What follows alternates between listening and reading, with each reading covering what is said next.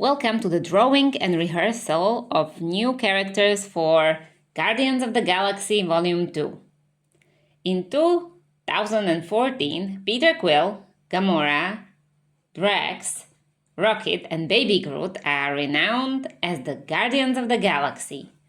High Priestess Aisha of the Sovereign race has the Guardians protect valuable Anulax batteries from an obelisk, an interdimensional monster, in exchange for Nebula, Gamora's estranged sister, who was caught attempting to steal the batteries. After Rocket steals the batteries for himself, the Sovereign attacks the Guardian's ship with a fleet of drones. A mysterious figure, 1-inch man, destroys the drones and the Guardians crash land on a nearby planet, Bearheart. The figure reveals himself as Ego, because he has a big ego, his Quill's father, and he also introduces Mantis, his naive empath servant. Ego invites Quill, Gamora, and Drax to his home planet, while Rocket and Groot remain behind to repair the ship and watch Nebula. Aisha hires Yondu, Udonta, and his crew, who have been exiled from the Greater Ravager community by Ravager leader Stakar Ogord for child trafficking, to recapture the Guardians. They capture Rocket, but when Yondu hesitates to turn over Quill, whom he raised, his lieutenant Kraglin questions his objectivity, and Taserface, another lieutenant, leads a mutiny helped by Nebula, who shoots Yondu's fin. Taserface executes Yondu's friends, loyalists, and imprisons him and Rocket aboard his ship.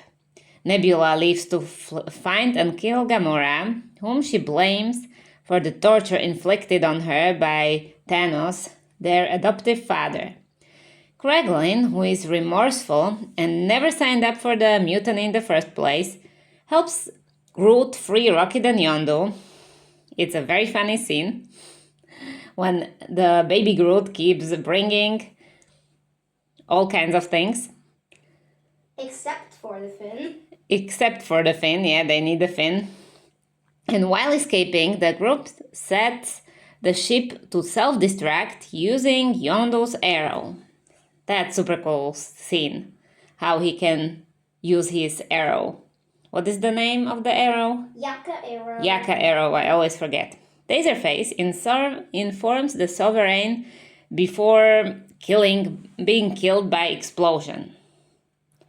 Ego, a godlike celestial that manipulated the matter around his consciousness to form his home planet, explains that he projected a humanoid guise to travel the universe and discover a purpose. Eventually falling in love with Quill's mother, Meredith. Ego hired Yondu to collect the young Quill after Meredith's death, but the boy was never delivered, and Ego has been searching for him ever since. He teaches Quill to manipulate his inherited celestial power, while Mantis grows close to Drax, even though he calls her unattractive, and tries to warn him of Ego's plans. Nebula arrives at Ego's planet and tries to kill Gamora, but the pair reconcile and reach an uneasy alliance, soon discovering a cavern filled with skeletal remains.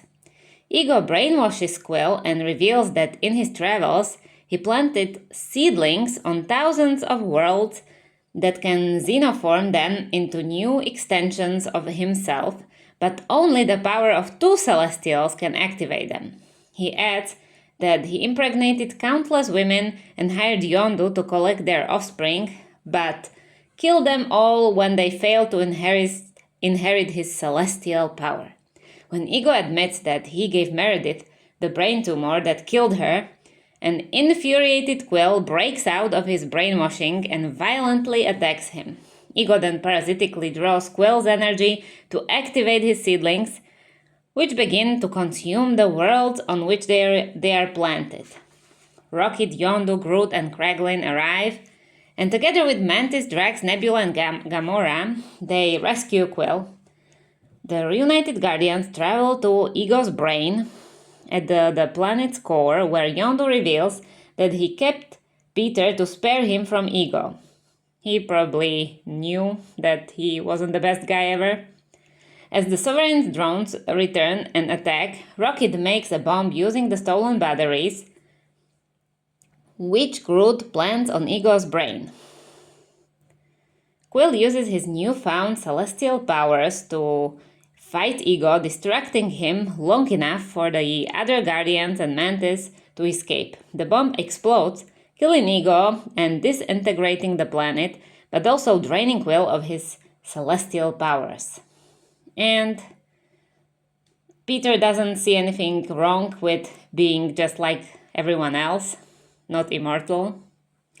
Yondu sacrifices himself to save Quill, but before that, he turns to Mary Poppins, and he dies in the vacuum of space, and it's a very sad moment. Like, it's not possible not to cry. Despite having reconciled with Gamora, Nebula chooses to leave and resume her quest to kill Thanos. The Guardians, with Mantis as a new member, hold a funeral for Yondu as dozens of Ravager ships arrive, having heard of Yondu's sacrifice, and now they accept him as a Ravager again. So he has this funeral with these beautiful, colorful fireworks. In a series of mid and post-credit scenes, Kraglin takes up Yondu's telekinetic arrow and control fin, so he's the new captain. Stakar reunites with his ex-teammates and fellow Ravager captains. Aisha creates Adam, a new artificial being with whom she plans to destroy the Guardians, and Groot grows into a teenager. Something more to add? No, not really. So we will add a lot more in the video we'll make. And there's a disclaimer at the end of the movie: no raccoons or tree creatures were harmed during the making of this film. That's nice.